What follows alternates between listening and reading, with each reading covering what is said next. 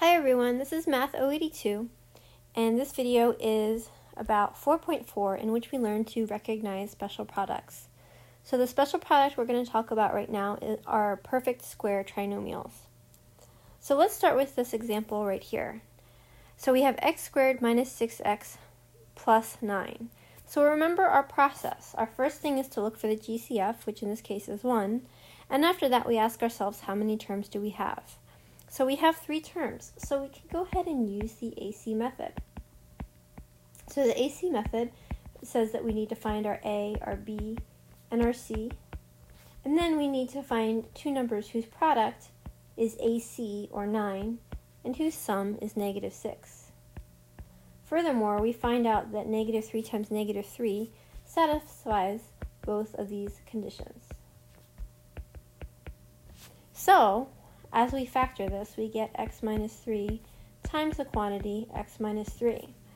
Furthermore, since these are identical, we can rewrite this as x minus 3 quantity squared. Alternately, we can recognize this as a perfect square because it fits this pattern. But in my experience teaching this, I think it's just easier to look at a trinomial and use the AC method. Let's look at example 8. So again, we have a trinomial. We have 3 terms, and it looks like our GCF is still 1. So again, we could try to recognize and realize this is a perfect square trinomial, but we could also just go ahead and work with our AC method. So if we do that, our A is 4, our B is 20, and our C is 25.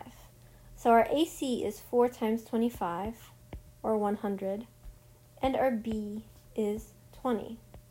So we need to think of two numbers that go into 100 and that add up to 20. Well, let's start listing things. We have 25 times 4. That's not going to work. We have 50 times 2. We have 20 times 5. And we have 10 times 10.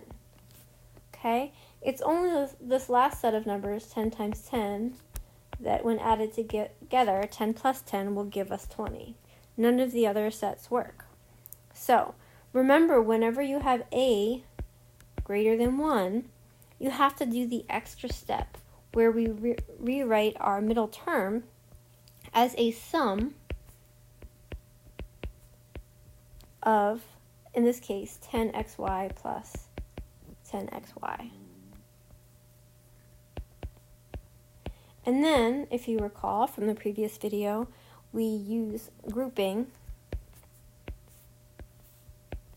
to finish this problem.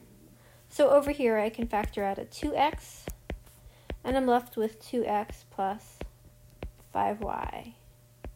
Over here I have 5y that I can factor out, and again inside I'm left with 2x plus 5y. And finally, using factoring by grouping, we have 2x plus 5y times 2x plus 5y, and the very last step, since those are identical to each other, is that we can write 2x plus 5y quantity squared. And that's it.